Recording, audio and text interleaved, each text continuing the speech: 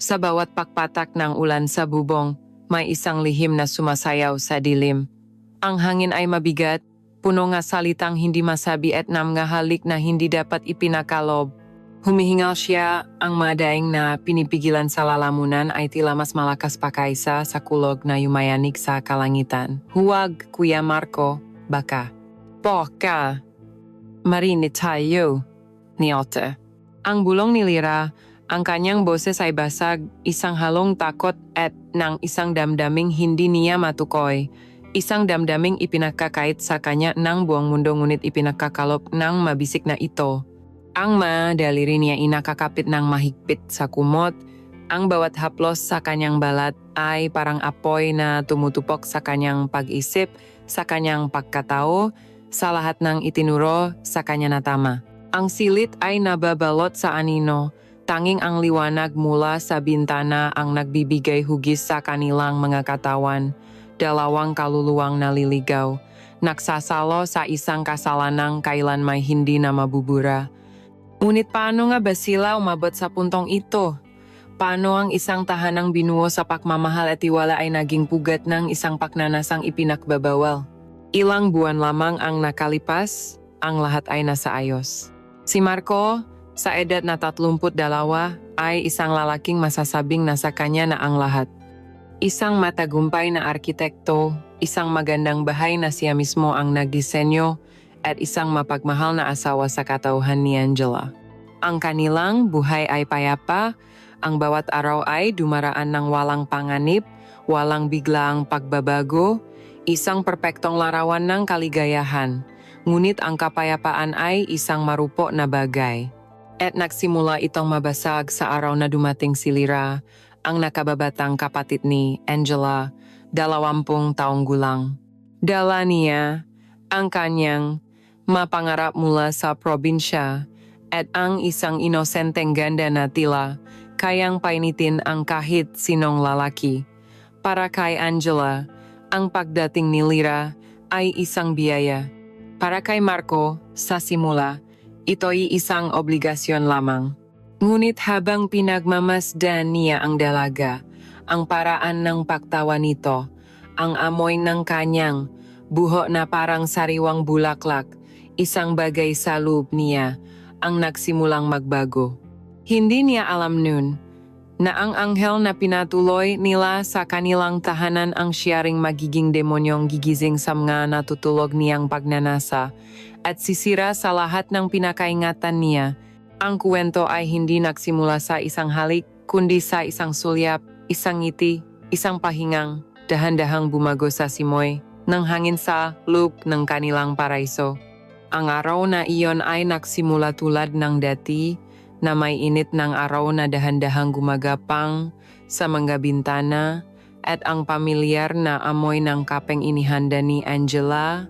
Para kay Marco, ito ang ritual kanyang buhay, isang siklong nagbibigay sa kanya ng kapanatagan. Ngunit ang kapanatagan ay kapatid na pagkainip. Isang katotohanang unti-unti niyang nararamdaman, ngunit pilit na isinasantabi.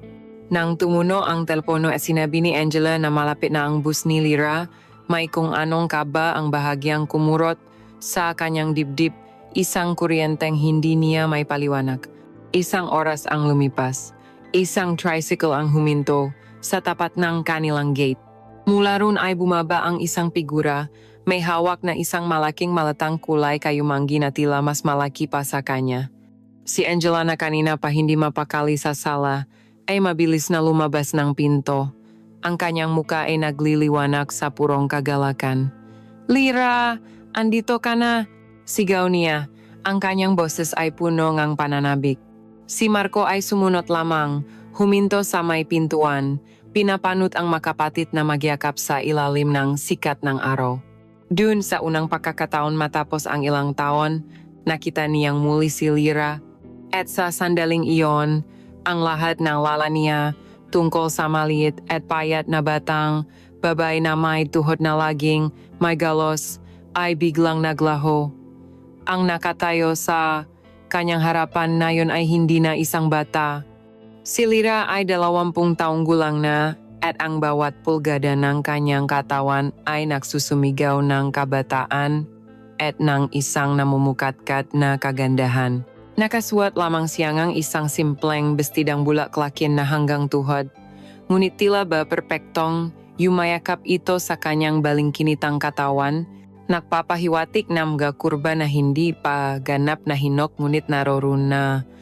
Ang kanyang buhok ay mahaba at itim na itim, kumikinang sa ilalim ng araw habang hinahangin ito ng bahagya.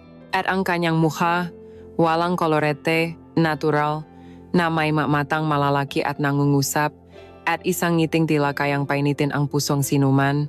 Nang mahiwalay sila ngang yakap ni Angela at lumingon ito sa kanya, ngumiti ito. "Kuya Marco," sabi niya, medyo nahihiya. Ang boses niya ay malambing, isang tunog na matagal nang hindi naririnig ni Marco sa loob ng bahay nila. "Kumusta ka na, Lira?" "Maligayang pagdating," sagot niya, sinisikap na panatilihing normal ang kanyang boses. Pumasok sila sa loob ng bahay at kasabay ng pagpasok ni Lira ay ang pagpasok ng isang bagong amoy. Isang amoy murang bulaklak, marahil ay mula sa kanyang shampoo, isang halimuyak na sariwa, malinis at punong buhay. Tila ba ang hangin sa loob ng bahay? Nasanay na sa amoy ng pabango ni Angela at ng sarili niyang aftershave, ay biglang nakaroon ng bagong hininga. Habang naghahapunan sila ng gabing iyon, si Marco ay mas maraming nakikinig kaysa nagsasalita. Si Angela ay walang tigil sa pagkukwento, nagbabalik tanaw sa kanilang kabataan, habang si Lira naman ay masayang sumasagot. Ikinukwento ang kanyang pag-aral at ang buhay sa probinsya. Ngunit ang mata ni Marco ay may sariling pinagkakaabalahan, pinagmamasdan niya si Lira. Ang paraan ng paggalaw ng kanyang malabi kapag siya'y nagsasalita, ang bahagyang pag-angat ng kanyang mapisngi kapag siya'y ngumingiti.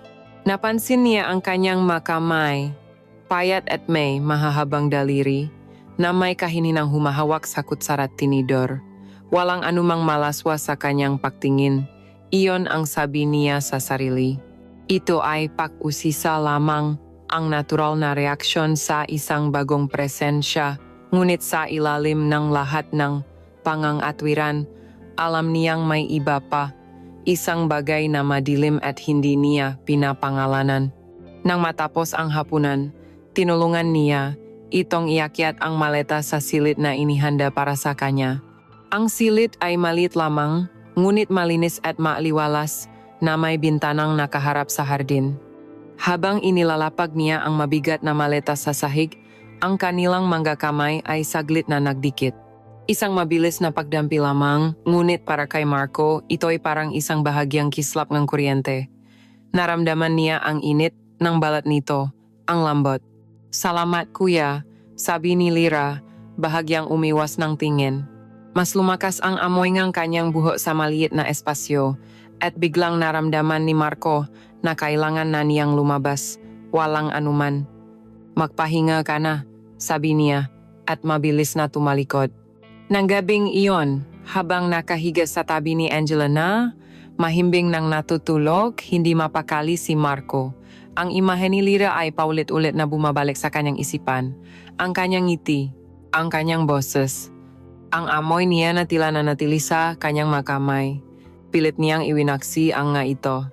Siya ay kapatid ng kanyang asawa, isang batang babae na dapat niyang protektahan.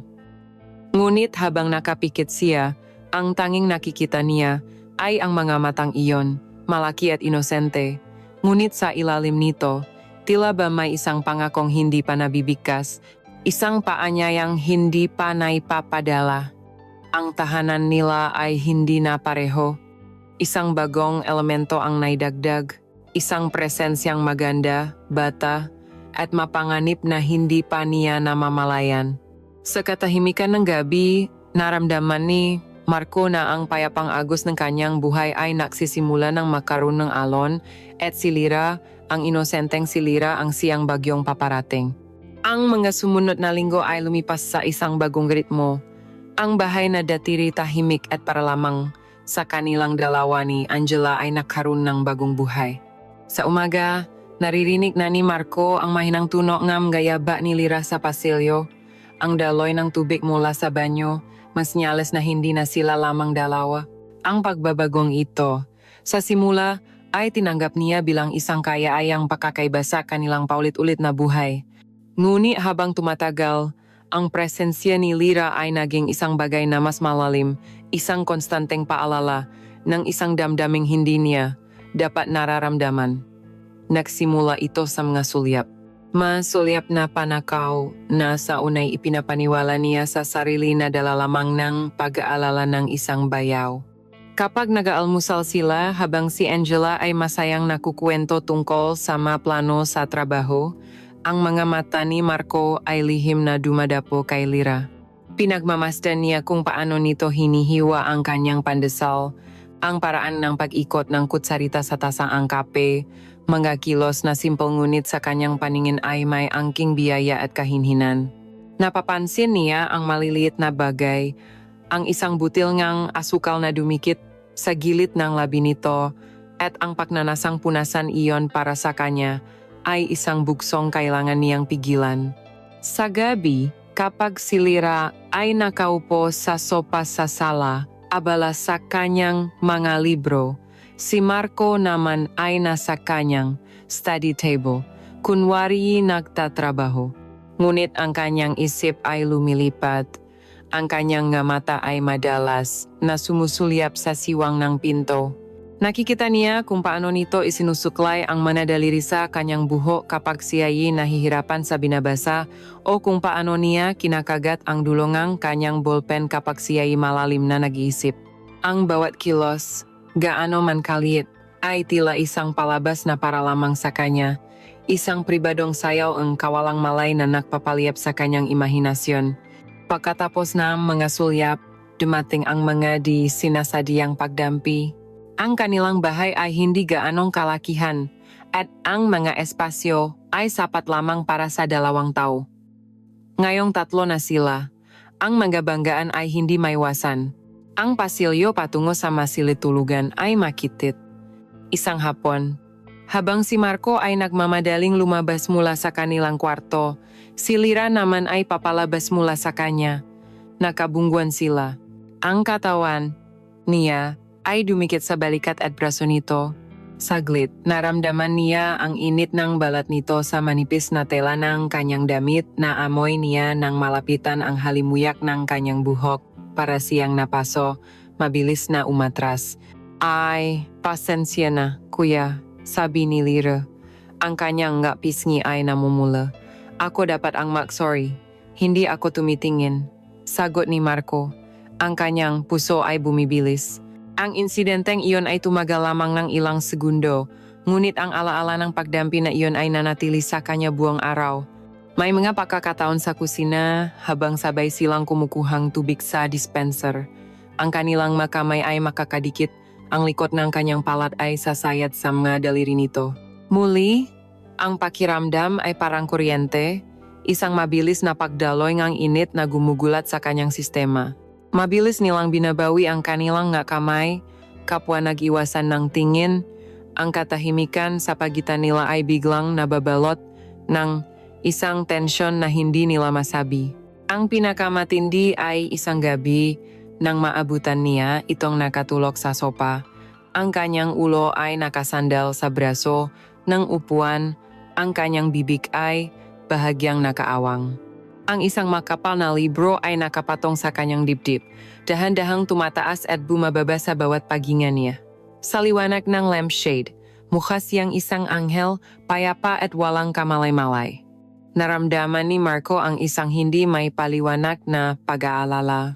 Kumuha siya ng isang manipis na kumot mula sa aparador at dahan-dahang lumapit. Habang inilalatak niya ang kumot sa katawan nito, ang dulo ng kanyang daliri ay disinasadyang sumayat sa pisngi nito.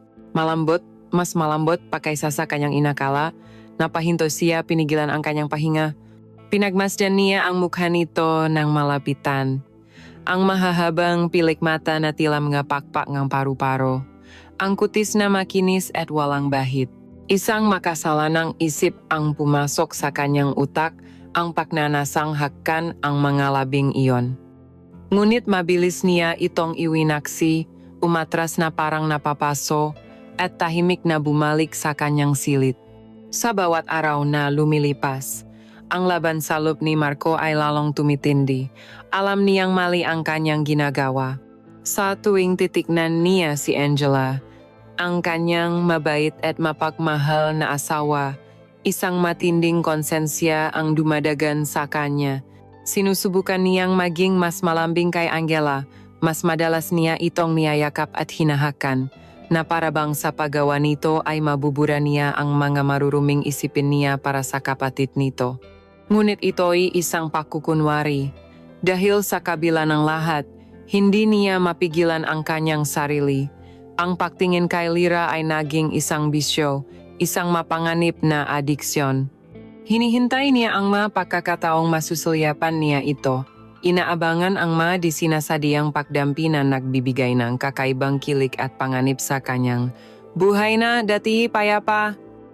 Ang inosenteng dalaga ay hindi na mamalayan ang apoy na sinisindihan niya sa loob ng bayo nito. Para sa kanya, ang nga ito ay mapakakataon lamang.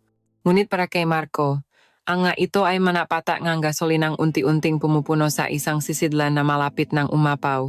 Ang patlis ni Angela para sa kanyang 2 araw na seminar sa Batangas ay nakiwan ng isang kakaibang katahimikan sa bahay. Habang hinahatid niya ito sa guide, ang huling habilin nito ay tumatatak sa kanyang isipan. Ikaw na muna ang bahala kay Lyra, ha? Huwag ninyong pababayaan ang sarili ninyo. Ngumiti lamang si Marco at tumango, hinalikan ang asawa sa pisngi, habang sa likod niya, nakatayo si Lyra sa may pinto. Kumakaway. Nang mawala na sa paningin ang sasakyan ni Angela, ang katahimikang naiwan ay tila mas mabigat, mas makahulugan. Ngayon, silang 2 na lamang. Ang unang ilang oras ay napuno na nakakailang na distansya. Si Marco ay nakulong sa kanyang study, habang si Lyra ay nanatili sa sala, nanonood ng telebisyon. Nag-usap lamang sila ng kinakailangan, mga tanong at sagot na maikli at formal. Ang bawat isa ay tila maingat na gumagalaw sa loob na bahay na biglang tila lumaki at lumuwag. Ngunit ang kalikasan ay may sariling plano. Pagsapit ngang hapon, ang maliwanag na sikat ng araw ay biglang nilamon ng makakapal at maitim na ulap. Ang hangin ay nagsimulang umihip ng malakas. Iwinawasiwas ang masangan ng puno sa kanilang hardin. Ang unang pata ng ulan ay malalaki at mabibigat, tumatama sa bubong na parang mga batong inihahagis. At sa loob ng 1 oras, ang ulan ay naging isang malakas na bagyo. Ang langit ay nagdidilim at ang tunog ng kulog ay nagsimulang dumagundong sa malayo, papalapit ng papalapit. Sila ay nasa gitna ng hapunan, kumakain sa halos katahimikan, nang biglang kumislap ang lahat ng ilaw. Isang saglit na katahimikan, at pagkatapos ay isang malakas na dagundong ngang kulog ang yumanig sa buong kabahayan, kasabay ngang pagkawalang ang kuryente. Ang bahay ay biglang binalot ng ganap na kadiliman. Isang mahinang sigaw ang narinig ni Marco mula kay Lyra. Kuya Marco, ang narinig niyang tawag nito, ang boses ay nanginginig. Sandali lang, Lyra. Huwag kang matakot. Kukuha lang ako ng emergency lamp, sabi ni Marco. Ang kanyang boses ay kalmado, isang bagay na ipinagtaka niya sa sarili. Sa dilim, maingat siyang gumapang patungo sa kusina kung saan nila itinatago ang magagamit pang emergency. Nang mahanap niya ang lampara at buksan ito, ang liwanag nito ay nagbigay ngang isang malungkot at gumagalaw na ilaw sa paligid. Nakita niya si Lyra, nakatayo malapit sa mesa, ang mga kamay ay makayakap sa sarili, ang mukha ay maputla. Okay ka lang? Tanong niya. Tumango lamang ito, ngunit ang kanyang mamata ay nagpapakita ng takot. Nagpasya silang manatili na lamang sa sala. Umupo sila sa makabilang dulo ng sopa. Ang emergency lamp ay nakapatong sa center table sa pagitan nila. Ang liwanag nito ay lumilikha ng mahahabang anino sa dingding. Sa labas, ang bagyo ay lalong lumalakas. Ang hangin ay humahaginit at ang ulan ay walang tigil sa pagbuhos. Sa loob, ang tanging maririnig ay ang kanilang mapaginga at ang malakas na ingay mula sa labas. Upang basagin ang katahimikan, nagsimulang magtanong si Marco. Takot ka ba talaga sa kulog? Tanong niya. Opo, kuya. Mula pa po nung bata ako, sagot ni Lira. Ang kanyang boses ay mahina. Ang simpleng tanong na iyon ay nagbukas ng isang mas mahaba at mas personal na usapan. Sa ilalim ng protection ng nga anino, tila mas madaling magsalita. Ikinuwento ni Lira ang kanyang buhay sa probinsya, ang kanyang nga pangarap na maging isang guro. Ikinuwento niya ang tungkol sa kanilang mga magulang, ang kanyang mga takot sa pagtira sa Maynila. Si Marco naman, sa unang pagkakataon, ay nagbahagi rin ng kanyang sarili. Ikinuwento niya ang hirap ng pagsisimula niya bilang arkitekto, ang nga pangarap niya para sa kanila ni Angela. Sa bawat kwento, ang distansya sa pagitan nila sa sopa ay tila lumiliit. Ang Kuya Marco at Lira ay unti-unting nawawalan ng formalidad, nagiging 2 taong naghahanap ng koneksyon sa gitna ng isang bagyo. At noon nangyari, isang nakakabinging kitlat ang gumuhit sa kalangitan na sinundan ng isang kulog na tila babasagin ang kanilang nga bintana. Ang tunog ay napakalakas, napakalapit. Si Lira ay sumigaw, isang tunay na sigaw ng takot. At sa isang iglap, nawala ang lahat ng espasyo sa pagitan nila. Walang pag-aalinlangan, inilapit niya ang kanyang sarili kay Marco, ang kanyang mukha ay ibinaon sa dibdib nito, ang kanyang nga kamay ay mahigpit na nakakapit sa kanyang braso. Ang unang reaksyon ni Marco ay protektahan siya. Automatiko niyang ipinulupot ang kanyang mabraso sa nanginginig nitong katawan. Shh, tahan na. Okay lang. Kulok lang yan, bulong niya sa buhok nito, ang kanyang bibig ay napakalapit sa tenga nito. Naramdaman niya ang pagyanik ng kanyang katawan, ang bilis ng pagtibok ng puso nito na dumadampi sa kanyang dibdib. Dahan-dahan, ang panginginig ni Lira ay humupa. Ang makamay niya ay medyo lumuwag sa pagkakahawak, ngunit hindi siya umalis. At si Marco, hindi rin siya bumitaw. Ang yakap na nagsimula bilang pag-alo ay dahan-dahang nag-ibangang kahulugan. Bawat segundo na lumilipas na makayakap sila ay isang sadya at malay na desisyon. Naging palaisipan sa kanya ang lahat, ang bigat ng ulo nito sa kanyang balikat. Ang init ng hininga nito sa kanyang lig. Ang amoy guhot nito na ngayon ay mas matindi, mas nakakalasing. Ang lambot ng kanyang katawan na nakasandal sa kanya. Isang bahagi ng kanyang utak ay sumisigaw na itulak niya ito palayo. Na mali ito na ito ay isang pagtataksil sa tiwala ni Angela.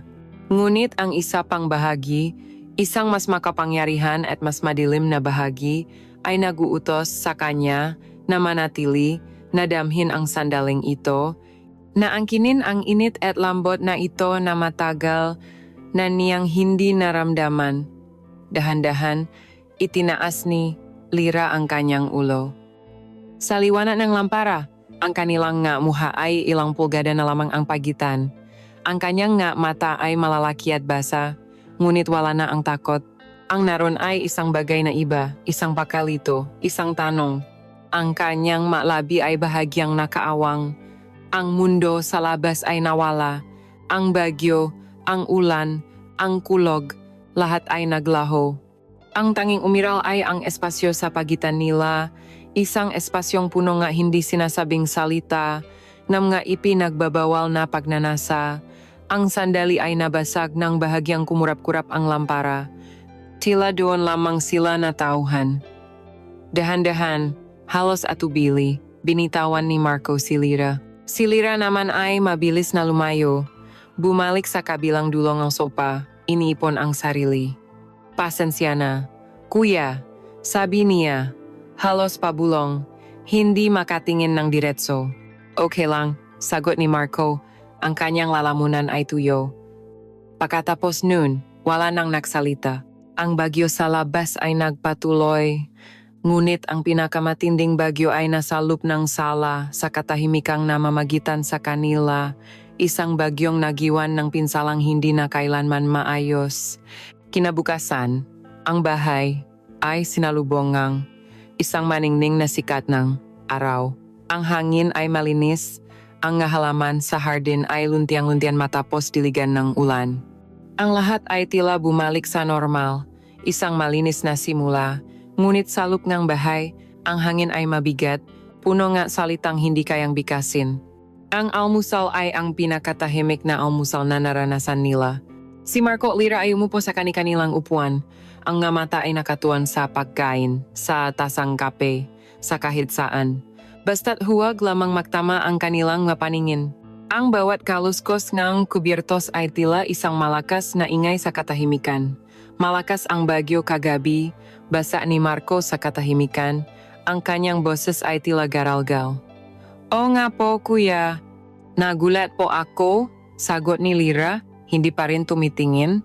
At iyon na, walang pausap tungkol sa yakap. Walang pag-amin sa sandaling naganap sa pagitan nila.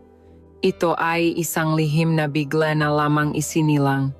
Isang multo na ngayon ay kasama na nilang nakaupo sa hapagkainan. Pagdating ni Angela ng gabing iyon, dala ang kanyang masayang disposition at mga pasalubong. Ang tensyon sa pagitan ni Marco at Lyra ay tila lalong naging kapansin-pansin. Habang yakap ni Marco ang kanyang asawa, ang pakiramdam ng pagkakasala ay parang isang matalim na punyal sa kanyang dibdib. Naramdaman niya ang pakukunwari sa sarili niyang mahaplos. Tumingin siya kay Lyra na abala sa pagtulong sa kanyang at sa madala nito. Sa isang saglit, nagtama ang kanilang nga mata at nakita ni Marco ang isang mabilis na paiwas, isang kislapman kung anong emosyon na hindi niya matukoy. Pagkatapos ng gabing iyon ng bagyo, ang lahat ay nagbago. Ang dating maingat na distansya sa pagitan nila ay napalitan ng isang mapanganib na kamalayan. Ang bawat isa ay alam na ang presensya ng isa pa, bawat galaw, bawat hininga. Ang kanilang relasyon ay naging isang sayaw nga, anino, isang maingat na pag-abante at pag-atras, puno nga pahiwatig. Si Lyra, ang dating mahiyain at laging nakayukong si Lyra, ay tila nagbago rin. Hindi ito isang biglaang pagbabago, kundi nga maliliit na bagay na tanging si Marco lamang ang nakakapansin. Nagsimula siyang magsuot ng nga damit na medyo naiba. Ang maluluwag na duster ay napalitan minsan ng malumang t-shirt na hiniram niya kay Angela. T-shirt na bahagyang masikip sa kanya na nakbibigay diin sa hugis ng kanyang dibdib. Isang umaga, lumabas ito ngang kanyang silit na nakasuot ng shorts, isang bagay na hindi pa niya ginagawa dati. Natigilan si Marco habang nakakape. Hindi niya maiwasang mapatingin sa mga binti nito, mahahaba, makikinis, at mapuputi. Mabilis niyang ibinaling ang kanyang tingin sa diaryo, ngunit ang imahe ay nanatili, nakaukit sa kanyang isipan. Nagsimula rin siyang pumasok sa mga espasyo ni Marco. Dati, kapag nasa study table si Marco, hindi ito lumalapit. Ngayon, magdadala ito ng libro at upo sa kabilang dulo ng mesa, magbabasa rin.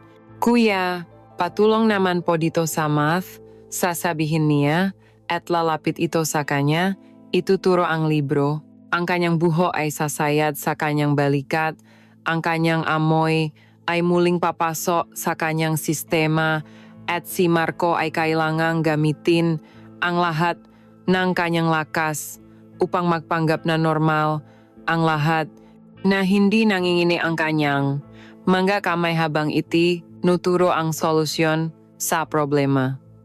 Ito ang kanilang naging sayaw. Kapag sinusubukan ni Marco na lumayo, gagawa ngang paraan si Lyra upang mapalapit. Kapag si Lyra naman ang tila umiwas, si Marco ang makakahanap ngang dahilan upang makausap ito. "Lyra, pakikuha mo nga ang baso," sasabihin niya, kahit na kaya naman niyang abutin. At kapag inabot nito, sadya niyang hahayaang magdampi ang kanilang nga daliri. Ang bawat sulyap nila ay nagtataglay na ngahulugan. Sa hapagkainan, habang si Angela ay nakukuwento, ang nga mata nila ay magtatagpo sa ibabaw ng mesa, 1 segundo, 2 segundo, sapat na upang magpadala ng isang mensaheng tanging silang 2 lamang ang nakakaintindi. Isang gabi, habang nanonood silang 3 ang pelikula, umupo si Lyra sa sahig, sa pagitan ng mabinti ni Marco na nakaupo sa sopa. Isang inosenteng posisyon. Ngunit para kay Marco, ito ay isang pagpapahirap. Ang likod ng ulo nito ay napakalapit sa kanyang matuhod. Naamoy niya ang kanyang buhok. Nakikita niya ang bawat paggalawang kanyang mabalikat kapag siya ay tumatawa. Ang pagnanasang haplusin ang buhok na iyon, napisilin ang mabalikat na iyon, ay halos hindi niya mapigilan. Ang kanyang pagkahumaling ay lumalalim. Ang dating simpleng pahanga sa isang magandang dalaga ay nagiging isang obsession. Sa kanyang isipan, hinuhubaran na niya ito. Kinakabisado niya ang bawat kurbang katawan nito na nakikita niya at iniisip ang manakatago sa ilalim ng damit. Pinapakinggan niya ang kanyang pagtawa at iniisip kung ano kaya ang magiging tunog nito kung sila lamang dalawa. Ang kanyang konsensya ay sumisigaw, nagbababala. Nakikita niya si Angela, ang kabutihan at pagtitiwala sa mga mata nito at nararamdaman niya ang sarili bilang isang halimaw, isang traidor. Ngunit ang pagnanasa ay parang isang lason, kumakalat sa kanyang mga ugat, nilalabanan ang lahat ng katwiran. At sinasabi niya sa sarili, baka guni-guni niya lang ang lahat. Baka si Lyra ay ganap na inosente. At siya lamang ang nagbibigay ng malisya sa mga kilos nito. Ngunit sa tuwing magtatama ang kanilang nga mata at makikita niya ang kislap na iyon. Isang kislap ng pag-alam ng pag-usisa marahil kahit ng paanyaya, alam niyang hindi siya nag-isa sa sayaw na ito. Silang dalawa ang sumasayaw sa dilim. Sa mga aninong isang tahanang binuo sa pagmamahal, isang sayaw na dahan-dahan ngunit tiyak na sumisira sa pundasyon nito. Ang mga araw ay naging isang laro ng pusa at daga. Isang sayaw kung saan si Marco at Lyra ay parehong umiwas at naghahabol, lumalayo at lumalapit. Ang tensyon sa pagitan nila ay parang isang lastikong unti-unting binabanat at alam ni Marco na malapit na itong mapatid. Ang pagkakataon ay dumating sa isang anyong simple at ordinaryo, isang Sabadong gabi na nagsimula ng walang anumang pahiwating kasalanang magaganap. Pagkatapos ng hapunan, habang sila ay nakakape sa sala, inireklamo ni Angela ang pananakit ng kanyang ulo. Pagod lang siguro sa trabaho buong linggo, sabi niya, humihikab. Mahiga ka na, mahal. Magpahinga ka na, sabi ni Marco, hinahaplos ang likod ng asawa. Kayo na lang ni Lyra ang manot ng pelikula. Huwag kayong maalala sa akin. Hinalikan niya si Marco at si Lyra sa pisngi bago ito pumanhik sa kanilang silit. Muli naiwan silang dalawa. Ngunit ngayon, ang pag-isa nila ay hindi na aksidente. Tila ba ito ay isang bagay na itinadana, isang entabladong inihanda para sa huling yuktong ang kanilang sayaw. Gusto mong manood? Tanong ni Marco. Sinisikap na maging kaswal. Tumango si Lyra. Ang mamata ay nakatutok sa telebisyon. Nahanap si Marco ang pelikula at sadya niyang pinili ang isang kwento ang pag-ibig na puno ang drama at ng mga ipinagbabawal na damdamin. Umupo sila sa sopa. May isang tropilo na nagsisilbing harang sa pagitan nila. Ngunit ang harang na iyon ay walang silbi sa kuryenteng dumadaloy sa hangin. Nagsimula ang pelikula. Ngunit si Marco ay hindi talaga nanonood. Ang kanyang atensyon ay nasa babaeng katabi niya. Sa dilim ng sala na tanging ilaw mula sa telebisyon ang nagbibigay liwanag, si Lyra ay tila isang aparisyon. Pinamamasdan ni Marco ang pagbabago ng makulay sa mukha nito, asul, pula-puti, na sumasabay sa mga eksena. Nakikita niya ang bawat pagbabago sa ekspresyon nito, ang bahagyang pagkunot ng noo nito sa mga malulungkot na bahagi, ang halos hindi mapansing ngiti sa mga labi nito sa mga masasayang sandali. Sa isang eksena kung saan ang mga bida ay naghalikan sa gitna ng ulan, naramdaman ni Marco na napigil ni Lyra ang kanyang pahinga. At sa sandaling iyon, alam ni Marco na hindi lamang siya ang nakakaramdam. Pareho silang bilanggongeng tensyong ito. Bawat minuto na lumilipas, ang espasyo sa pagitan nila ay tila umiinit, lumiliit. Ang simpleng pagupo sa isang sopa ay naging isang pagsubok sa kanyang pagpipigil. Gusto niyang abutin ang kamay nito. Gusto niyang amuin ang buhok nito. Gusto niyang maramdaman ang init ng balat nito. Ang pelikula ay natapos. Ang mga pangalan ng artista ay nagsimulang gumulong sa screen na sinasaliwan ng isang malungkot na tuktugin. Ngunit walang sinuman sa kanila ang gumalaw. Walang sinuman ang nagsalita. Ang tanging naririnig ay ang kanilang mapahinga at ang himik mula sa telebisyon. Ang screen ay nag-itim. Ang musika ay tumigil. Ang sala ay binalot ng halos ganap na kadiliman, maliban sa isang maliit na ilaw mula sa isang lamp sa sulok. Sa katahimikang iyon, dahan-dahang lumingon si Marco kay Lyra. Nakatingin din ito sa kanya. Ang nga mata nito ay malalaki sa dilim, kumikinang dahil sa liwanag ng lampara. Ang mga labi nito ay bahagyang nakaawang, mamasa-masa, isang paa niya yang hindi kayang ipagkait. Iyon na. Ito na ang sandali. Ang lahat ng paalinlangan, lahat ng konsensya, lahat ng takot ay naglaho na parang bula. Ang natira na lamang ay isang matinding pangangailangan, isang pagkagutom na hindi na niya kayang tiisin. Dahan-dahan siyang lumapit. Bawat sentimetro ang paglapit niya ay isang pagsubok, binibigyan niya ito ang pagkakataong umiwas, tumanggi, itulak siya palayo. Ngunit si Lyra ay hindi gumalo. Nanatili siyang nakatitik sa kanya, ang kanyang mamata ay tila isang malalim na balon na humihigop sa kanyang kaluluwa. Nang ang kanilang malabi ay isang pulgada na lamang ang layo, napapikit si Marco. At pagkatapos, naramdaman niya ito, ang unang pagdampi, malambot, mainit, at puno ngang pag-aalinlangan. Ito ay isang halik na nagtatanong, isang halik na humihingi ng pahintulot. Ang sagot ay dumating sa anyo ngang isang buntong hininga mula kay Lyra, isang pagbitaw ng lahat ng pagbipigil, at ang bahagyang pagiling ng kanyang katawan pasulong, papalapit sa kanya. Iyon ang senyales na hinihintay ni Marco. Ang halik na nagsimula ng marahan ay biglang nabago. Naging gutom, naging mapilit. Ipinulupot niya ang isang kamay sa batok nito. Ang kanyang nga daliri ay siniksik sa malambot nitong buhok. Ang isa niyang kamay ay hinawakan ang pisngi nito. Ang kanyang hinlalaki ay marahang hinahaplos ang makinis nitong balat. Ang halik ay isang pagsabok ngang lahat ng kanilang pinigilan sa loob ng maraming linggo. Ang bawat sulyap, ang bawat pagdampi, ang bawat pagnanasang itinago, lahat ay lumabas sa halik na iyon. Nalasahan niya ang tamis, ang kainitan, ang pagkasabik. Naramdaman niyang itinaas ni Lyra ang kanyang kamay at ipinatong sa kanyang dibdib, hindi para itulak siya, kundi para kumapit. Hindi na ito isang simpleng halik. Ito ay isang paangkin, isang pagpapahayag, isang pagtawid sa isang linyang alam nilang pareho na hindi na nila kailanman mababalikan.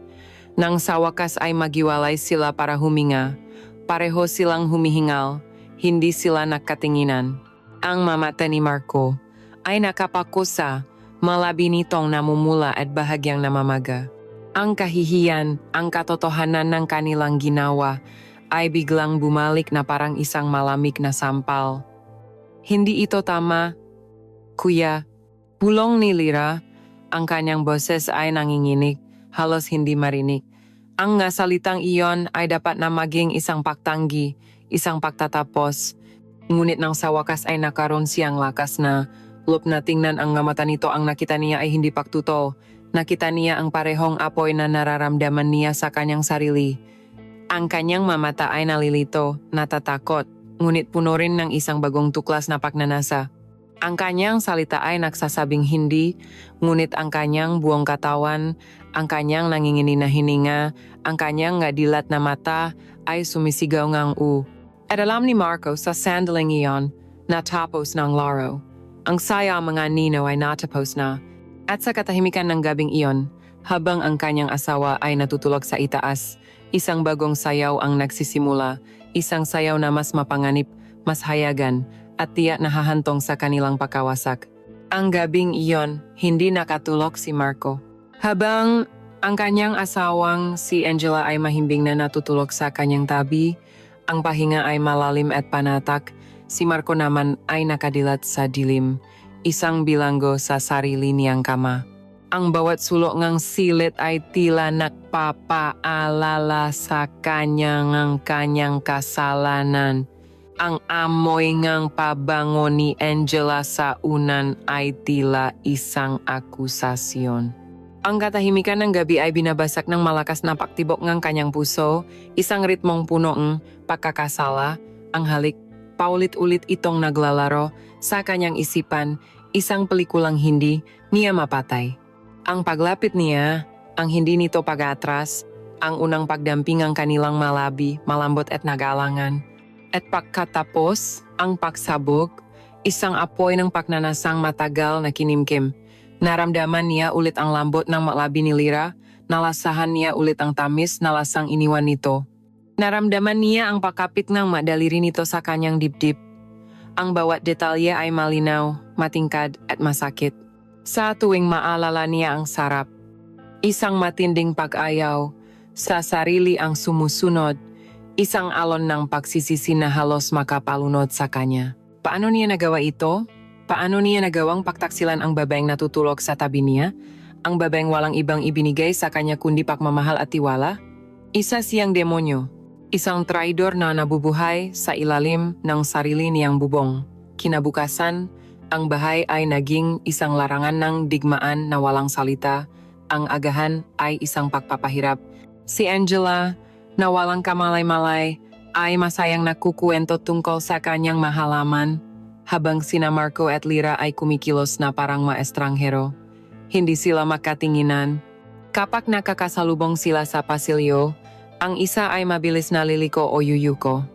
Ang dating sayaw nga, anino ay napalitan ng isang laro ng pag-iwas. Kung si Lyra ay nasa sala, si Marco ay makukulong sa study. Kung si Marco ang nasa kusina, si Lyra ay aakyat sa kanyang silid. Ang bawat isa ay tila gumagawa ngang isang hindi nakikitang pader sa kanilang paligid. Ngunit ang distansya ay lalo lamang nagpatindi sa lahat. Para kay Marco, ang pag-iwas ay isang anyo ngang pagpaparusa sa sarili, ngunit ito rin ay isang kabiguan. Dahil kahit hindi niya ito nakikita, ang presensya ni Lyra ay mas lalo niyang nararamdaman. Ang bawat tunog sa bahay, ang mahinang pagbukas ng pinto ng silid nito, ang tunog ng kanyang masinalas sa sahig, ang halos hindi marinig na pag-ubo, ay sapat na upang guluhin ang kanyang pag-iisip. Upang labanan ang itim na ulap ng konsensya, sinubukan ni Marco na maging isang mas mabuting asawa. Ang kanyang makilos ay naging eksaherado, halos desperado. Isang hapon, umuwi siya na may dalang isang palumpon ngang na rosas para kay Angela. Isang bagay na matagal na niyang hindi ginagawa. Para saan ito? Tanong ni Angela. Nagagala at nagtataka. Wala lang. Naalala lang kita. Sagot ni Marco. Ngumingiti, ngunit ang ngiti ay hindi umabot sa kanyang mamata. Niyakap niya ang asawa ng mahigpit. Ibinaon ang kanyang muha sa buhok nito. Nilalanghap ang pamilyar na amoy nito, na parabang sa paggawa nun ay mabubura niya ang amoy ni Lyra na nakatatak sa kanyang ala-ala. Ngunit habang yakap niya si Angela, ang kanyang isip ay nasa iba.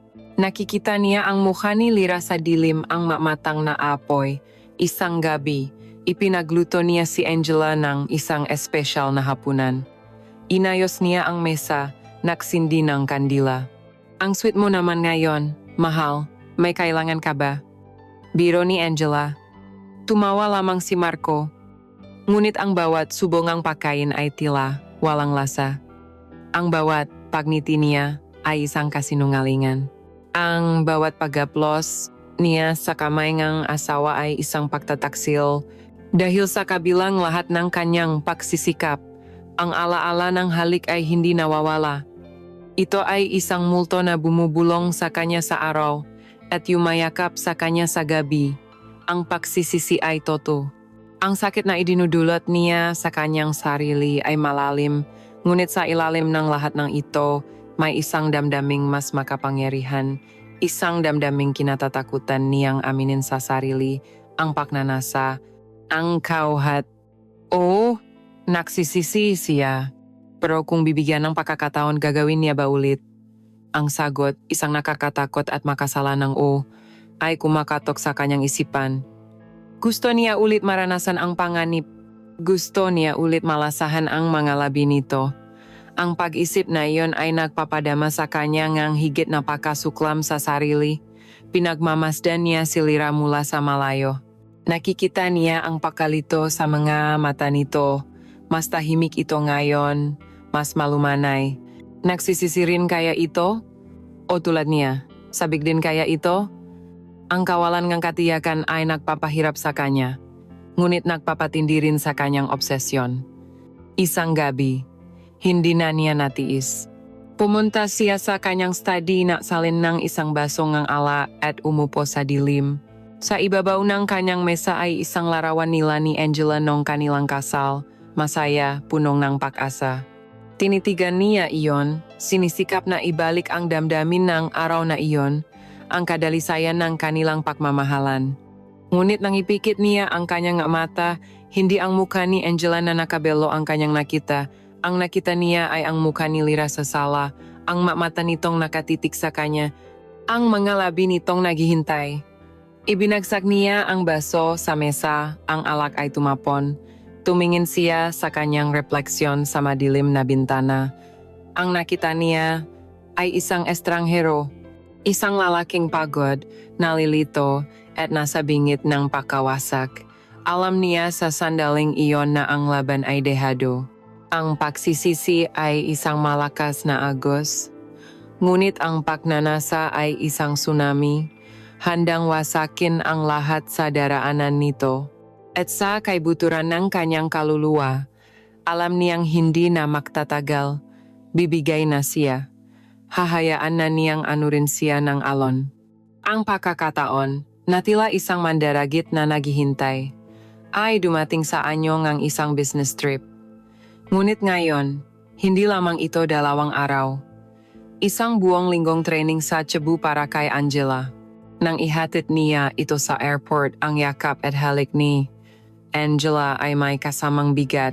Maingat kayong 2 dito. Ha? Tatawag ako gabi-gabi, sabi nito. Ngumiti si Marco, ngunit ang ngiti ay isang maskara. Sa likod nito ay isang isipang nag-apoy na sama posibilidad sa mapagnanasang pinipigilan. Ang unang 2 gabi ng pag-alis ni Angela ay isang uringang pagpapahirap. Si Marco at Lyra ay kumikilos sa loob ng bahay na parang 2 multo, umiwas sa isa't isa, ngunit ang kamalayan sa presensya ng bawat isa ay parang isang makapal na kumot na bumabalot sa kanila. Ang katahimikan ay hindi na nakakailang. Ito ay naging isang sigaw, isang paalala ng halik na naganap at ng magay na maaring sumunod pa.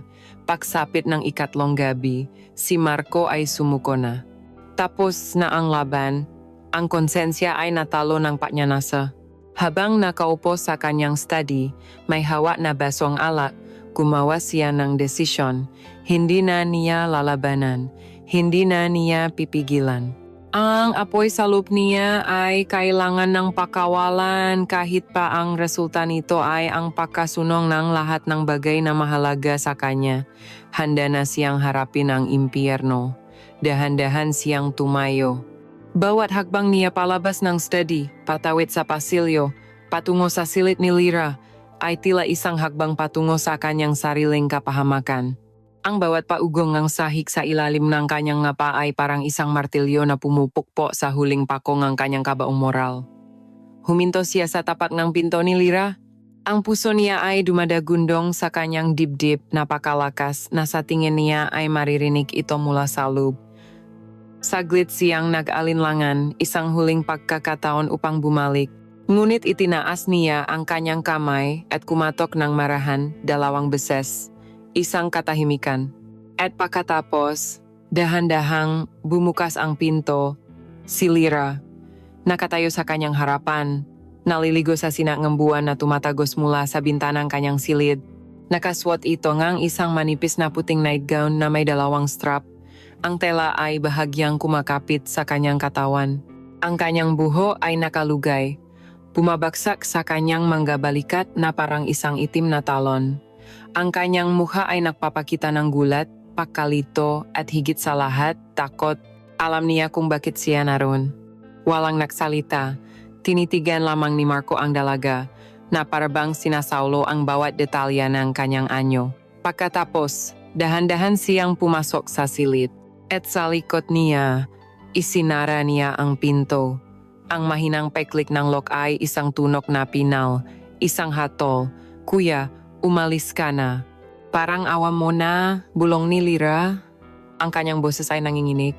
Sinubukan niyang itulak si Marco ng bahagya sa dibdib, ngunit ang kanyang mga kamay ay walang lakas.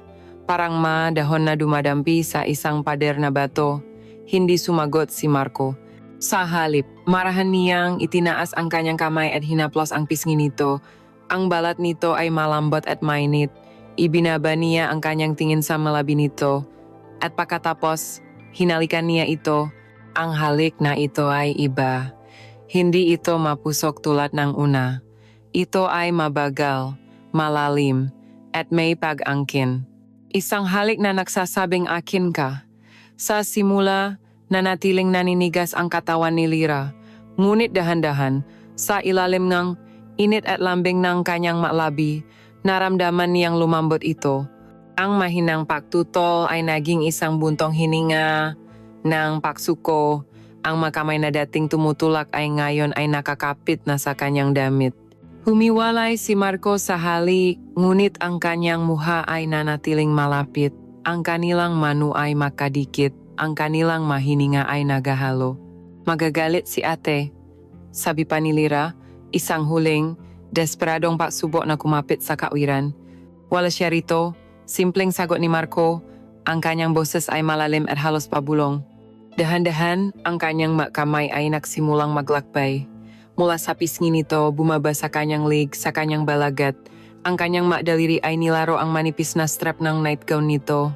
Tumingin siya sa mata nito, humihingi ng pahintulot na hindi na kailangan. At pagkatapos, dahan-dahan niyang isinabit ang kanyang daliri sa strap at ibinaba ito sa kanyang balikat. At pagkatapos, ang isa pa. Ang nightgown ay malayang bumagsak, huminto sa kanyang baywang, inilalantad ang itaas na bahagi ng kanyang katawan. Sa liwanag ng buwan, nakita ni Marco ang kanyang hubat na balat, ang kanyang mga balikat, ang kanyang dibdib na tinatakpan lamang ng isang simpleng lace na bra. Siya ay perpekto, isang obra maestra ng kabataan at kawalang malay. Napasinghap si Lyra at sinubukang takpan ang kanyang sarili, ngunit marahan na hinawakan ni Marco ang kanyang makamay. "Huwag," bulong niya. "Ang ganda mo." Dahan-dahan niyang ginabayan ang kanyang makamay palayo at sa halip ay ipinatong ang ito sa kanyang mabalikat. At ang kanyang kamay, ang kanyang makasalanang kamay ay nagsimulang mag-eksplora. Hinaplos niya ang kanyang braso, ang kanyang tagiliran, ang kanyang tiyan.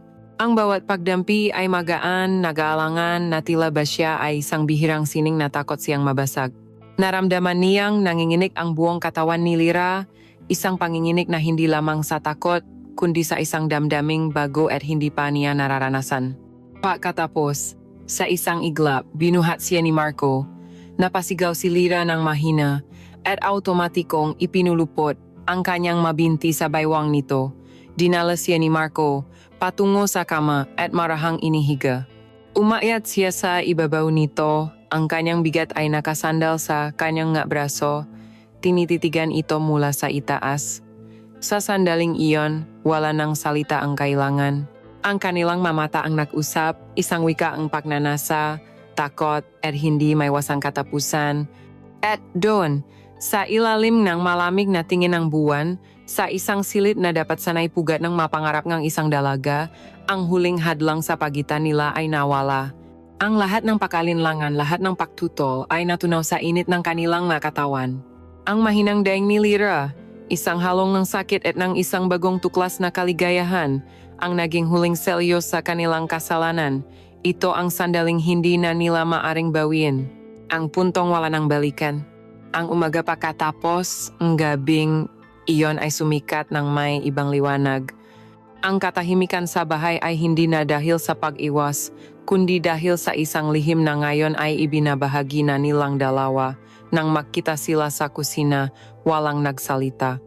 Ngunit ang isang tingin, Isang mahabang pagtitik ay sapat na. Sa mga mata ni Lyra, nakita ni Marco ang isang bagong uring niya na may halong pag-usisa at takot.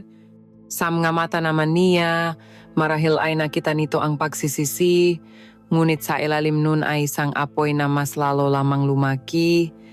Sila ay mga kasabwat na ngayon sa isang krimeneng pagnanasa. Ang mga natitirang araw bago bumalik si Angela ay naging isang lagnat na hindi nila mapigilan. Ang bahay na dati isang simbolo ng pamilya at kayusan ay naging kanilang palaruan, ang kanilang lihim na paraiso. Ang bawat sulok ay naging saksi sa kanilang paglalakbay sa kasalanan. Ang takot ay napalitan ng isang desperadong pangangailangan na sulitin ang bawat sandali. Ang kanilang magabi ay puno ng pagtuklas, mabulong sa dilim, at mga yakap na tila ba ayaw ng bumitaw.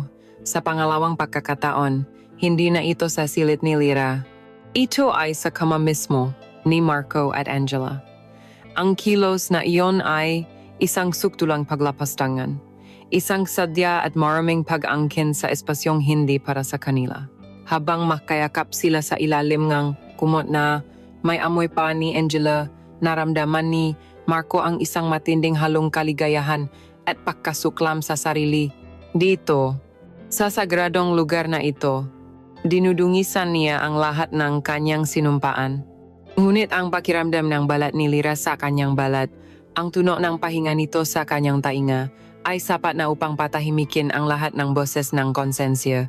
Sila ay nasa sarili nilang mundo, isang mundong walang Angela, walang bukas, tanging ang ngayon lamang. At pagkatapos, dumating ang araw ng pagbabalik. Ang araw bago dumating si Angela ay ginugol nila sa pagbura ang lahat ng bakas ng kanilang kasalanan. Nilabhan ng makumot, inayos ang bawat sulok ng bahay, ibinalik ang lahat sa dati. Ngunit ang enerhiya, ang hangin, ay hindi na may babalik pa. Nang salubungin ni Marco si Angela sa airport, ang yakap niya ay tila mas mahigpit, mas desperado. Namis kita, bulong niya. At ang salitang iyon ay totoo, ngunit may kasama ng kasinungalingan. Namimiss niya ang simpleng buhay na mayroon sila noon, isang buhay na siya mismo ang sumira. Nang makawi sila, sinalubong sila ni Lyra ng may isang ngiting hindi umabot sa kanyang nga mata. "Welcome back, 8," sabi niya, yumakap sa kapatid. Habang pinagmamasdan ni Marco ang makapatid na makayakap, naramdaman niya ang bigat ng kanyang pagtataksil. Para siyang nanonood ng isang dula kung saan siya ang kontrabida at walang sinuman ang nakakaalam. Doon nagsimula ang tunay na laro. Ang buhay sa ilalim ng isang bubong ay naging isang mapanganib na entablado. Ang kanilang pagnanasa ay hindi namatay sa pagbabalik ni Angela. Sa halip, ito'y lalong naging mapanganib at kapanapanabik. Ang bawat sandaling wala si Angela ay isang gintong pagkakataon.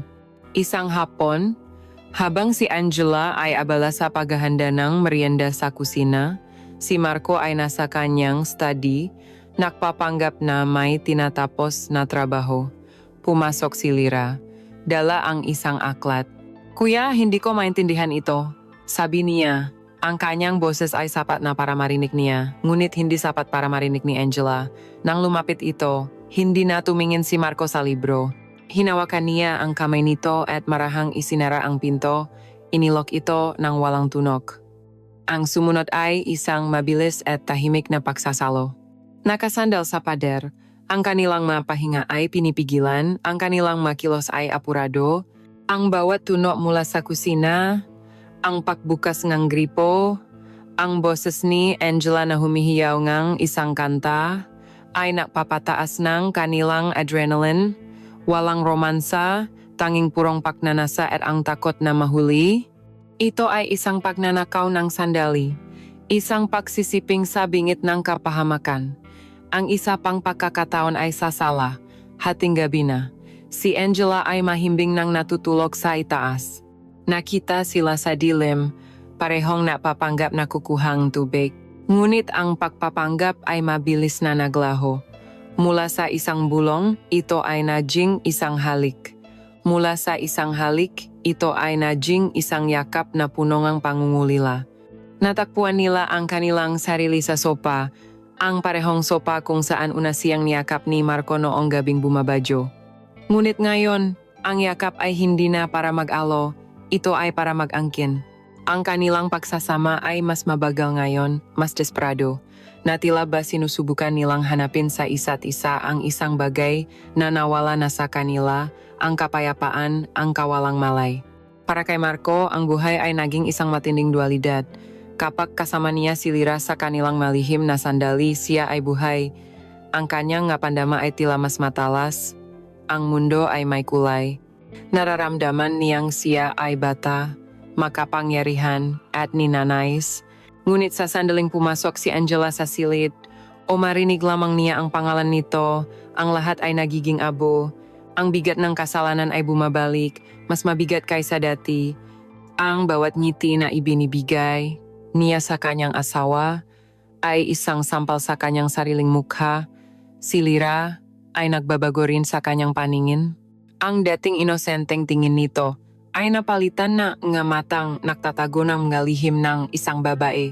Mas matapang na ito ngayon sa kanilang mapalitan ng sulyap, mas malakas ang loob sa mapanakaw na pagdampi. Ngunit kasabay nito, mas nerbiyosa rin ito. Laging napapatalon sa biglang tunog, laging nakabantay. Ang kanilang paraiso na itinayo sa kasinungalingan ay isang paraisong laging nasa bingit ng pagguho. Ang bawat araw ay isang sugal. Ang bawat gabi ay isang panganib. Sila ay nabubuhay sa bisig ng kasalanan at habang ang yakap na iyon ay nagbibigay ng isang panandalyang langit, alam nilang pareho na ang bawat yakap ay naglalapit din sa kanila sa isang hindi maiwasang impyerno. Ang kanilang relasyon ay pumasok sa isang bago at mas mapanganib na yugto. Ang mapananabik at matatamis na pagnanakaw ng sandali ay unti-unting nabalutan ng isang manipis na yelo ng takot. Sila'y naging mga dalubhasang sinungaling mga aktor sa sarili nilang tahanan. Isang ngiti para kay Angela, isang mabilis na sulyap para sa isa't isa kapag ito ay nakatalikod. Ang kanilang mausapan ay puno ng kodigo, masalitang may dalang ibang kahulugan na tanging silang dalawa lamang ang nakakaintindi. Ang kanilang paraiso na itinayo sa mga pundasyon ng kasinungalingan ay nagsimulang magpakita ng mga lamat. Ang unang lamat ay dumating sa anyo nga isang tawag sa telepono. Hapon noon at si Angela ay nasa grocery. Si Marco at Lira ay nasa kusina, naghahanda ng kape. Sa isang sandali ang kahinaan, habang si Lira ay nakatalikod at nahuhugas ng tasa, lumapit si Marco mula sa likod at marahang ipinatong ang kanyang kamay sa baywang nito, idinikit ang kanyang katawan dito. Isang tahimik na paangkin. Ngunit biglang tumuno ang telepono ni Marco. Sa gulat, napatalon siya palayo kay Lira na parang napaso. Ang pangalan ni Angela ay lumitaw sa screen. Pinilit niyang kalmahin ang kanyang pahinga bago sumagot.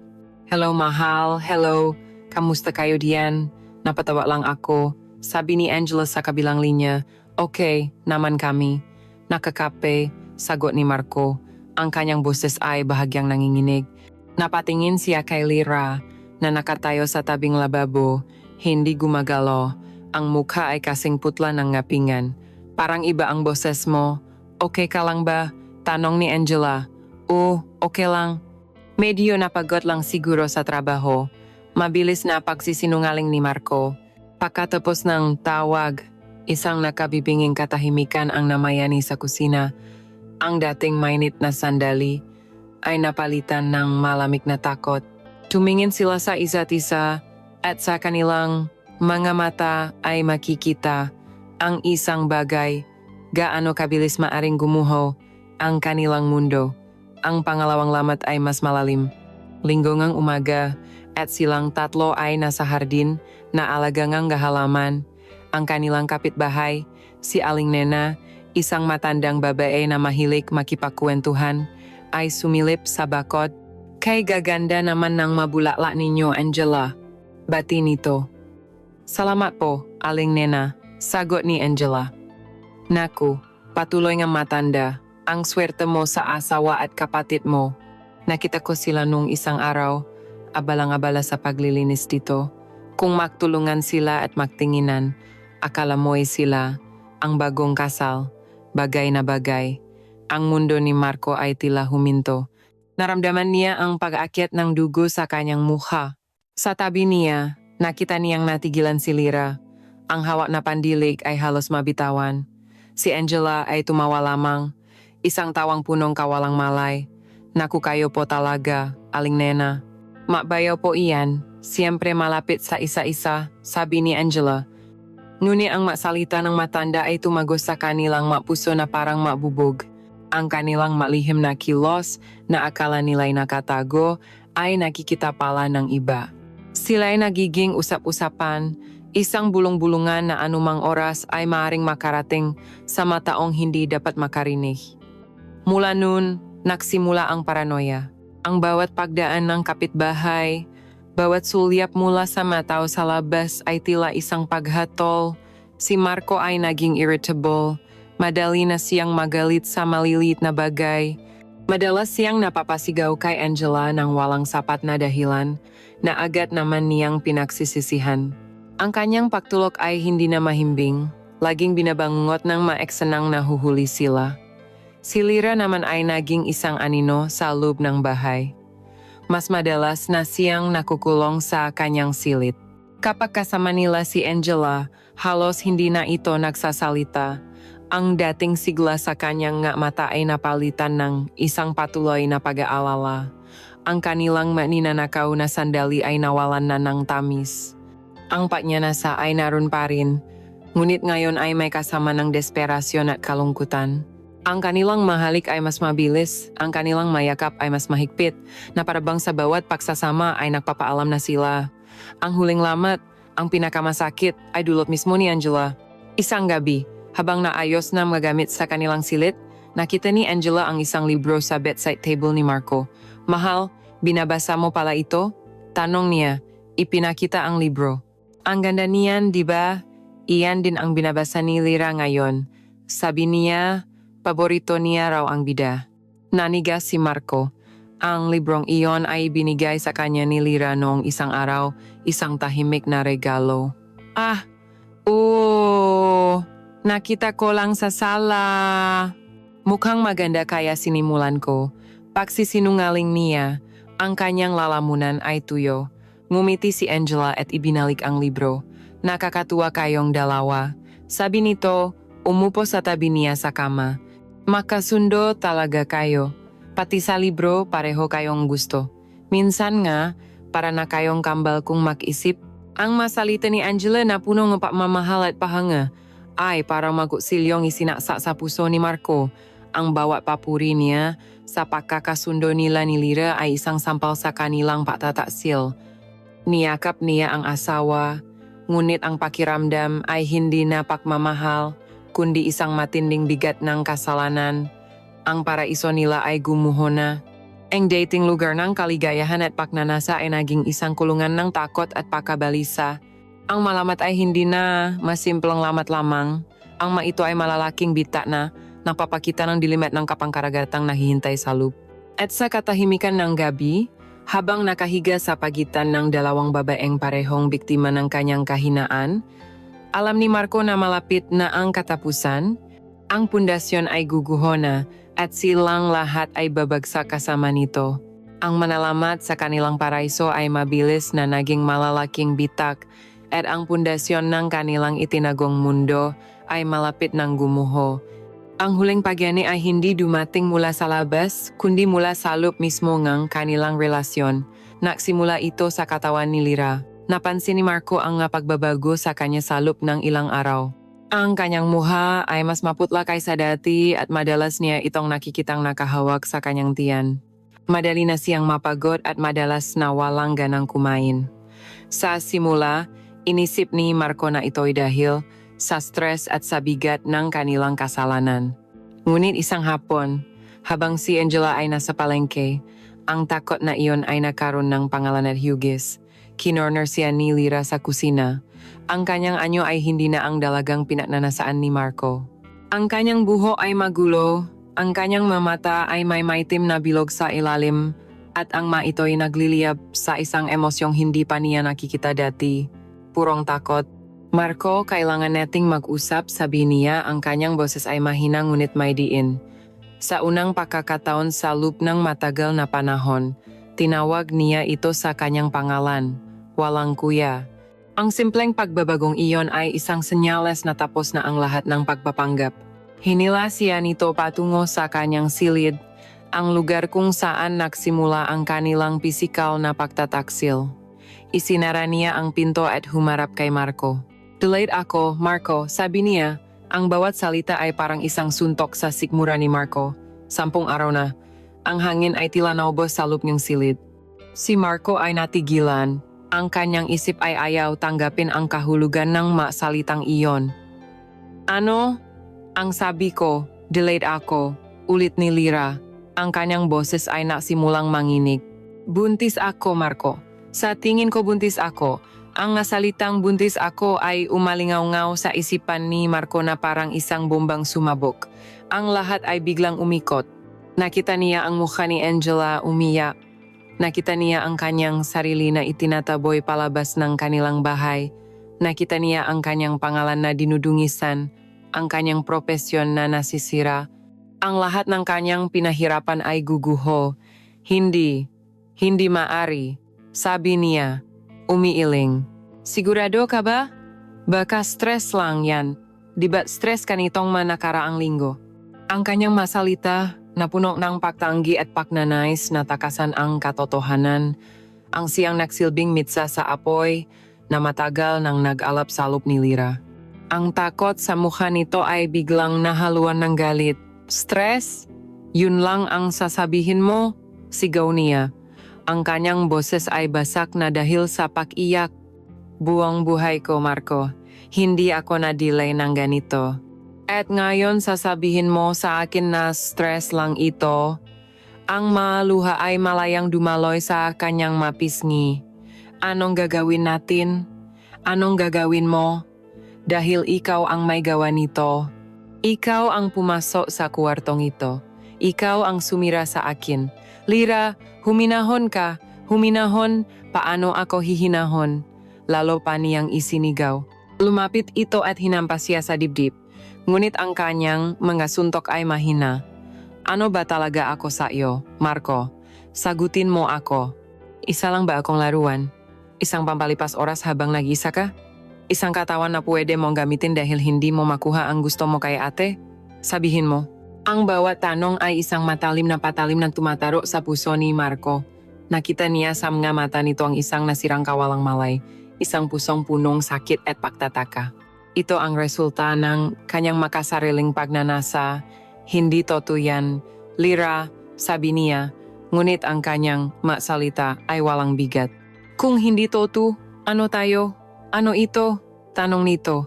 Itinuturo ang espasyo sa pagitan nila, ang kama, ang buong silid. Isa itong pagkakamali.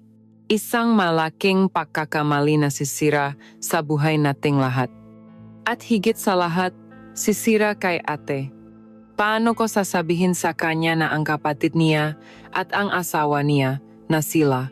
Hindi niya matapos ang sasabihin, napahagulgol na lamang siya. Sinubukan siyang yakapin ni Marco upang patahanin, ngunit malakas siya nitong itinulak. "Huwag mo akong hahawakan," sigaw nito. "Sinira mo ang buhay ko, ang pangarap ko, lahat." Tumingin ito sa kanya, ang mata ay puno ng isang desperadong determinasyon. "Kung hindi mo ayusin ito, Marco," sabi niya. Ang kanyang boses ay biglang naging malamig at matigas. Ako mismo ang magsasabi kay ate. Sasabihin ko sa kanya ang lahat. Mula sa unang halik hanggang sa batang ito na nasa loob ko. Ang pagbabantang iyon ang nagpatahimik kay Marco. Ang lahat ng ingay sa kanyang isipan ay nawala, napalitan ng isang nakabibinging katahimikan ng purong takot. Tumingin siya kay Lyra. Hindi na niya nakita ang dalagang pinangarap niya sa gabi. Ang nakita niya ay isang babaeng nasasaktan, galit, at nasa bingit ng pakasira. Isang babaeng kayang gawin ang lahat dahil wala nang mawawala sa kanya. Sa sandaling iyon, ang lahat ng pagnanasa na naramdaman niya para dito ay naglaho, napalitan ng isang mapait na lasa ng katotohanan. Ito ang bunga ng kanyang kasalanan. Isang buhol-buhol na problema na walang madaling solusyon. Isang trahedyang siya mismo ang sumulat. Nakatayo lamang siya ron, walang masabi, walang magawa. Ang dating makapangyarihang arkitekto na kayang magdisenyo, kayang matatayo, na kusali ay hindi man lang kayang ayusin ang guhong nilihan niya sa loob ng sarili niyang pamamahay. Ang bagyo na kanilang pinasok ay hindi na lamang isang simpleng ulan. Ito na ang sentro, ang mata ng bagyo. At silang dalawa ay nakatayo sa gitna nito, naghihintay na sila tuluyang wasakin. Ang katahimikan ay nagpapatuloy at alam nilang pareho na ang susunod na hakbang, ang susunod na salita, ang siyang magpapasiyang kanilang makapalaran. Ang sumunod na linggo ay isang impyerno sa lupa. Ang bawat araw ay isang paghihintay, isang paglalakad sa ibabaw ng maninipis na bubog. Ang bahay ay naging isang mausoleum ng kanilang natakot. Halos hindi na sila nag-uusap. Ang kanilang komunikasyon ay sa pamamagitan na lamang ng ngatinging puno ng pag-aalala at paninisi. Ang bawat pagdaan ni Angela, na masaya at walang kamalay-malay, ay isang karagdagang patak ng lason sa kanilang makaluluwa. At pagkatapos, sa ikawalong araw, dumating ang isang himala o marahil ay isang huling pagkakataon mula sa tadhana. Isang umaga, lumabas si Lyra mula sa banyo. Ang kanyang muka ay basang-basang luha, ngunit sa unang pagkakataon sa loob ng maraming araw, may bahid ng ginhawa sa kanyang mga mata. Negatibo, bulong niya kay Marco nang makasalubong sila sa pasilyo. Dumating na. Ang ginhawang naramdaman ni Marco ay napakalaki, na halos matumba siya. Tila ba isang malaking bato na nakadagan sa kanyang dibdib ay biglang inalis. Ngunit ang ginawa ay mabilis na napalitan ng isang malamig at malinaw na katotohanan. Ang bomba ay hindi sumabog, ngunit ang takot, ang pinsalang idinulot ng pahihintay, ay sumira sa lahat ng natitira sa kanilang pinagbabawal na relasyon. Ang mahika, ang pagnanasa, ang lahat ng iyon ay naglaho na, napalitan ng mapait na lasa ng posibleng pagkawasak. Alam nilang pareho, tapos na hindi na kailangan ng masalita. Ang kanilang relasyon, na isinilang sa isang bagyo, ay namatay sa katahimikan ng isang hindi sumabog na bomba. Si Lyra ang unang gumawa ng hakbang. Isang linggo pagkatapos nun, kinausap niya si Angela. Nakaupo sila sa sala at si Marco ay nakatayo sa may pintuan ng kusina, isang tahimik na manonood sa huling eksena ng trahedyang ito. Ate, sabi ni Lyra, ang kanyang boses ay kalmado, ngunit malungkot. Gusto ko na po sanang umuwi. Nagulat si Angela. Umuwi? Bakit? May problema ba dito sa eskwelahan? Wala po, ate. Ako po ang problema, malumanay na sagot ni Lyra. Hindi po yata para sa akin ang Maynila. Nahihirapan po akong mag-adjust. Gusto ko na lang pong mag-aral sa probinsya, malapit kina nanay. Si Angela, sa kanyang kawalang malay, ay sinubukang kumbinsihin ang kapatid, ngunit ang desisyon ni Lyra ay buo na. Habang pinamamasdan ni Marco ang kanyang asawa na malungkot na niyayakap ang kapatid nito, naramdaman niya ang pinakamababang uri ng pagkatao. Pinayagan niyang masaktan ang asawa niya sa pamamagitan ng pag-alis ng kapatid nito upang lamang pagtakpan ang isang kasalanang masasakit pa dito kung malalaman. Ang araw ng pag-alis ni Lyra ay maulap na tila nakikidalam hati ang langit. Si Marco ang tumulong sa kanya sa isang maleta, ang parehong maleta na dala niya nung una siyang dumating. Habang naghihintay silang sasakyan, walang nagsasalita. Nang huminto na ang bus, at habang si Angela ay abala sa pagyakap at pagbibilin sa kapatid, nagtama ang kanilang mga mata sa huling pagkakataon. Walang galit, walang pagnyanasa. Ang naroon lamang ay isang malalim at hindi masabing kalungkutan, isang pag-amin ng kanilang pagkakamali, isang paalam na hindi na kailangan pang sabihin. Sa isang bahagyang pagtango, nagpaalam si Marco. At sa isang malungkot na ngiti, sumagot si Lyra. Pagkatapos ay sumakay na ito at hindi na lumingon pa. Ang mantaon ay lumipas na parang tubig sa ilog. Ang buhay ni Marco at Angela ay nagpatuloy. Si Marco ay naging mas matagumpay sa kanyang propesyon. Ang kanilang bahay ay napunong bagong. Buhay ng isilang, ang kanilang naisang anak na babay. Sa paningin ng lahat, sila ang perpektong pamilya. Isang mabait na asawa, isang magandang anak, isang matata na kabuhayan. Napanatili ni Marco ang kanyang paraiso. Ngunit gabi-gabi, kapag ang bahay ay tahimik na at ang kanyang mag-ina ay mahimbing nang natutulog, doon niya nararamdaman ang katotohanan. Ang paraiso niya ay may lamat, isang lamat na siya lamang ang nakakaalam. May isang distansya sa pagitan nila ni Angela, isang espasyong hindi kayang punan ng mayakap o nga material na bagay. Mahal niya ang kanyang asawa, ngunit ang bahagingang kanyang kaluluwa na ibinigay niya sa kasalanan ay hindi na kailanman naibalik. Siya ay naging isang mahusay na aktor gumaganap sa papel ng isang masayang asawa at ama, ngunit sa loob siya ay guwang. Isang hapon, habang namamasyal sila sa isang mall, ang multong nakaraan ay biglang nagpakita. Ang kanyang anak, na ngayon ay 6 na taong gulang na, ay masayang tumatakbo. Habang pinakmamasdan niya ito, isang dalaga ang dumaan sa kanyang harapan. Mahaba ang buhok nito, itim na itim. Ang paraan ng kanyang paglalakad, ang kanyang tindig. Sa isang saglit, ang puso ni Marco ay huminto sa pagtibok. Lira, halos namutawi sa kanyang bibig ang pangalan. Ngunit lumingon ang babay, at ito'y isang estranghero. Ngunit huli na, ang tarangkahan ng kanyang alaala ay nabuksan na. Bigla bumalik ang lahat.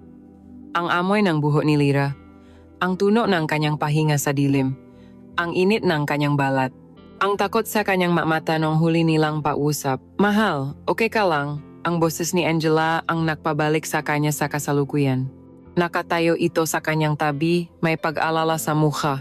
Ngumiti si Marco, isang ngiting sanay na niyang gawin.